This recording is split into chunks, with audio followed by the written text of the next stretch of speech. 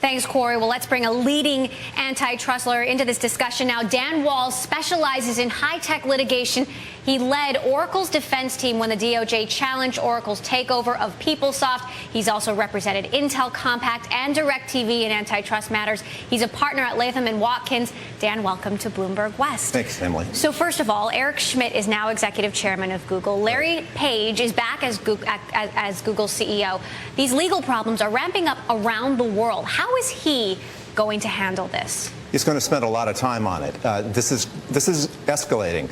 It's been in the works for a while. We've been hearing rumors that either the Department of Justice or the Federal Trade Commission was going to look into Google's search dominance. Despite the whole bit of competition is one click away, this is one of the biggest monopolies of our time. And advertisers and a lot of publishers have been upset about a lot of things that Google has been doing.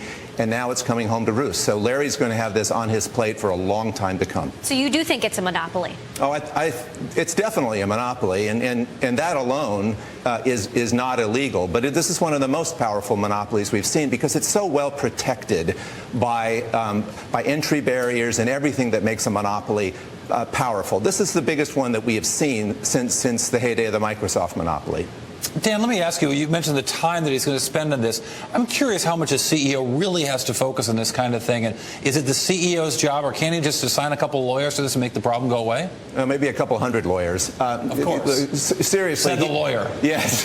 This is going to be something that has very large strategic consequences for him. And no, he's not going to spend 4, 5, 6 hours a day working on this. But this has the power to shape the way that Google does business. And that affects the bottom line. It affects market valuation. It affects everything they can do. And if the CEO is not going to look at that, you're not sure what he's going to do. It seems that this is more of a Clayton Act issue than a Sherman antitrust issue. Can you talk about that a little bit? Maybe explain the difference? Well, that's the ITA deal. That is being looked at under the provisions of the Clayton Act that concern potentially anti-competitive mergers. But the real headline here is that the Federal Trade Commission, at least according to these reports, is talking about bringing out the heavy artillery of antitrust, which is the monopolization provisions of Section 2 of the Sherman Act and possibly the FTC's broader powers under Section 5 of the FTC Act, which can be used to go after some practices that might harm competition but that don't arise to the level of a monopolization violation. Eric Schmidt was obviously a skilled executive, spent a lot of time in Washington. Larry is an engineer who hates kind of the public responsibilities of a CEO. How do you think Larry's handling of this will compare to Eric's? I think it actually might be an improvement. For all his connections, and particularly the high-profile connection to President Obama, Eric was a bit of a polarizing figure and controversial in the antitrust agencies. He's a sharp-elbowed guy.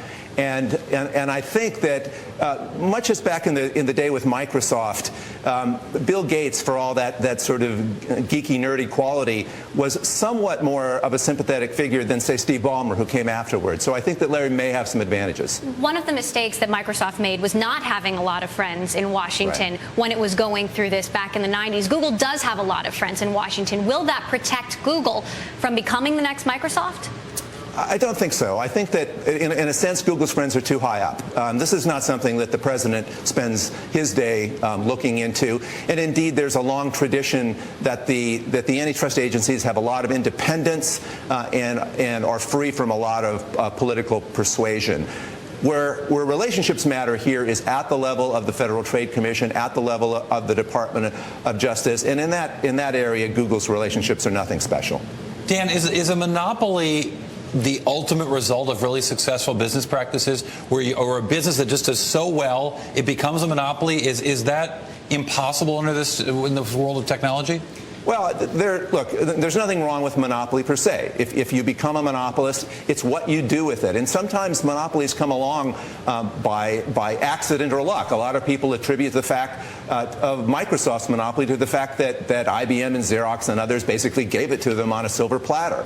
But what Google has here is this dominant position. You said 67% share. That's 67% of searches.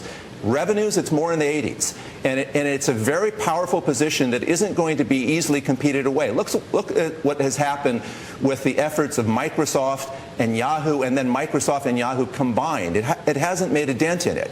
And it's a big monopoly, and it's going to be here for a while. And Google, though, says competition is one click away. Many people disagree with that. Dan Wall, thank you so much for joining us on this today. Great to hear your insights.